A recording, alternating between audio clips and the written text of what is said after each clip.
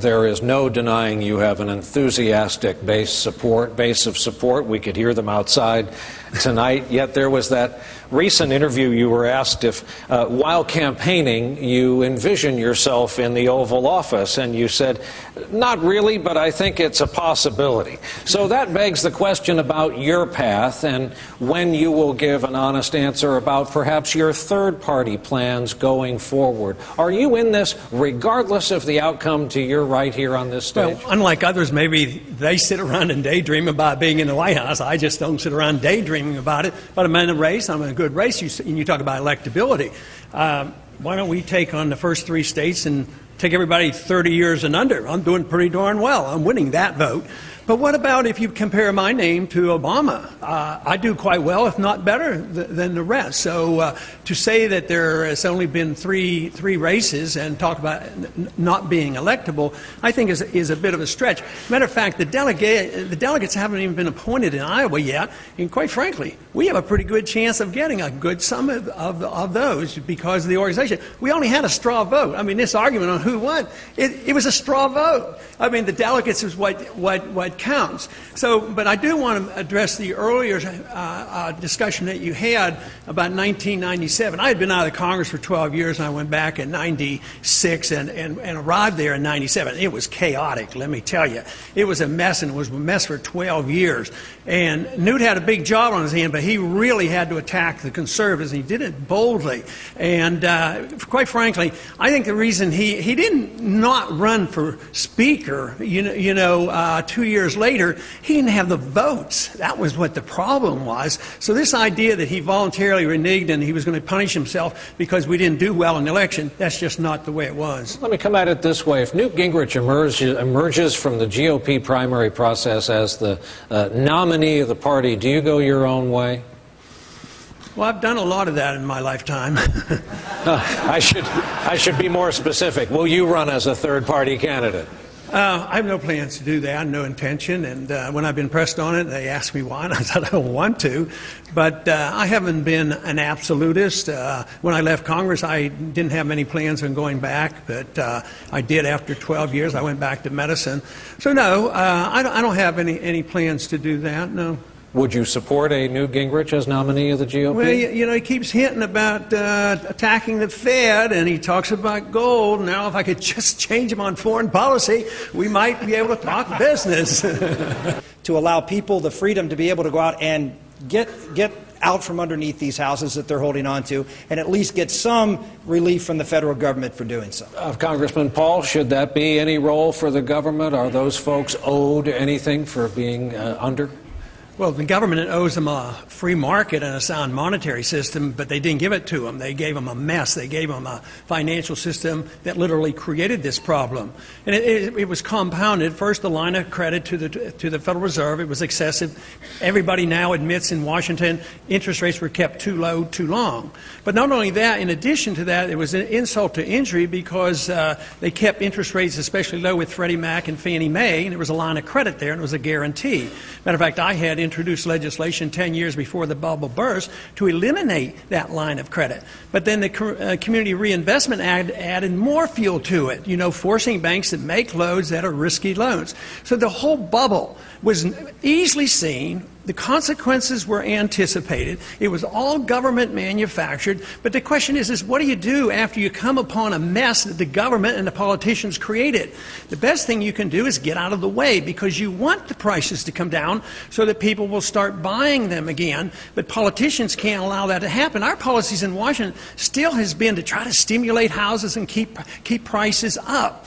But this whole thing about how we get involved in this low interest rate to stimulate the economy, almost everybody in Washington now, and almost all spectrums of the economic sphere, do not believe in wage and price controls. But they believe in controlling interest rates. That's one half of the whole economy. And here we have a bunch of guys getting in a room in secret, deciding what interest rates should be, and they create this mess. So yes, we need to get out of the way, but instead, the debt has to be liquidated. The mortgage derivatives was a monster. A lot of people made a lot of money on that. But guess what?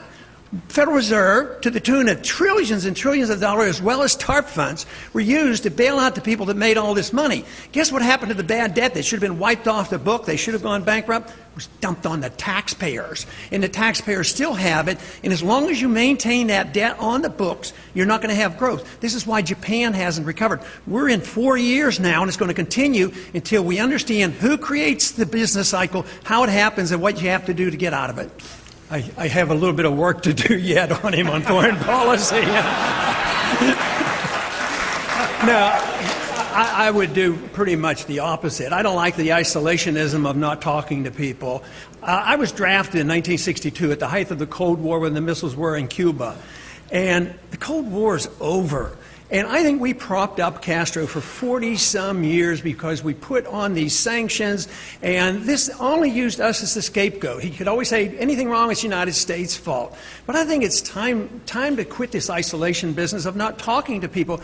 We talked to the Soviets, we talked to the Chinese, and we opened up trade. We're not killing each other now. We fought with the Vietnamese for a long time. We finally gave up, started talking to them. Now we trade with them. I don't know why the Cuban people should be so intimidated. Brett, I don't know where you get this assumption that all of a sudden all the Cubans that come over here, I would have thought they were going to celebrate and they're going to have a lot more freedom if we would only open up our doors and say, we want to talk to you and trade with you and come visit. Sometimes they can't even send packages down there. I think we're living in the dark ages when we can't even talk to the Cuban people. I think it's not 1962 anymore, and we don't have to use force and intimidation and overthrow in governments. I just don't think that's going to work. I was just going to ask, any appetite on this stage to negotiate with the Taliban, Congressman? No, but I wanted to get involved in the discussion. No, go ahead. Because the question was, would you go to war? And Mitt said he would go to war. But you have to think about the preliminary act that might cause them to want to close the Straits of Hormuz, and that's a blockade. We're blockading them. Can you imagine what we would do if somebody blockaded the Gulf of Mexico? That would be an act of war. So the act of war has already been committed, and this is a retaliation. But besides, there's no interest whatsoever for Iran to close the Straits of Hormuz. I mean, they need it as much as we do. I mean, so you have to put that in a perspective. But this whole idea that we have to go to war because we've already committed an act by blockading the country, and I don't see. And I think Newt is right. I think he's wrong about World War II. I think the people were ready because we did it properly and we declared it and we won it quickly. But no, the people are not ready. We don't have any money. We have too many wars. The people want to come home, and they certainly don't want a hot war in Iran right now. And I think that would be the most foolish thing in the world to do right now is take on Iran. Having them learn English is also a great thing for them and for their kids. Yeah. May I take that? Congressman Paul. Yeah, my answer is similar, but a little bit different, because at the national level, obviously, we have to have one language. I mean, we can't have multiple languages, so for legal reasons, we would have one language. But our system really gives us a way to be more generous, because if Florida wanted to have some ballots in Spanish, I certainly wouldn't support a federal law that would prohibit Florida from accommodating, a city election or a local election or a state election. I think that's the magnificence of our system, where you can solve some of these problems without dictating one answer for all states. But nationally, we should have one language. Florida's Everglades provide 1 in 3 Floridians with their drinking water. It affects thousands of jobs. Right now, there's a joint federal-state program to save what's left of the Everglades. Would you commit to continuing that federal financing of the Everglades preservation? Sure. I don't see any reason to go after that. I would still look into the details on whether that could be a state issue or not. But with all the wars going on and the economy is in shambles as it is, and the unemployment, to worry about dealing with that program, we could do it in a theoretical sense, but I would see no reason to complicate things. But I wouldn't have any desire to interfere with that. Congressman Paul, you're a doctor. What was your view of the Terri Schiavo case? I found it so unfortunate. It's so unusual, too. That situation doesn't come up very often.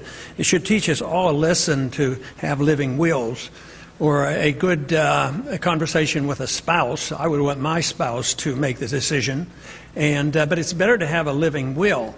But I don't like going up the ladder. You know, we go to the federal courts and the Congress and on up. Yes, difficult decisions. Will it be perfect for everybody? Not. But I would have preferred to see the decision made at the state level. But I've been involved in medicine with things similar, but not quite as difficult as this. But usually we deferred to the family, and it wasn't made a big issue like this was. This was way out of proportion to what happens more routinely. But I think it should urge us all to try to plan for this and make sure either that one individual that's closest to you makes the decision or you sign a living will, and this would have solved the whole problem. Congressman Paul, are these two men in the middle insufficiently conservative for you? Well, I think that the problem is nobody's define what being conservative means. Go ahead. And I think that is our problem. Conservative means we have smaller government and more liberty. And yet, if you ask what have we done, I think we've lost our way completely. Our rhetoric is still pretty good. But when we get in charge, we expand the government. You talk about Dodd-Frank, but we gave him Sarbanes-Oxley. We gave debts as well, you know, when we're in charge. So if it means limited government, you have to ask a basic question: what should the role of government be? The founders asked that question, had a revolution, wrote a constitution. And they said the role of government ought to be to protect liberty. It's not to run a welfare state and not to be the policeman of the world. And so if you're conservative, how can you be conservative and cut food stamps, but you won't cut spending overseas? There's not a nickel or penny that anybody will cut on the conservative side overseas spending, and we don't have the money. They're willing to start more wars. So I say if you're conservative, you want small government across the board, especially in personal liberty. What's wrong with having people, the government, out of our personal lives? So this is what we have to decide: what conservative means, what limited government means. Now I have a simple suggestion. We have a pretty good guide, and if we follow the Constitution, government would be very small, and we would all be devoted conservatives.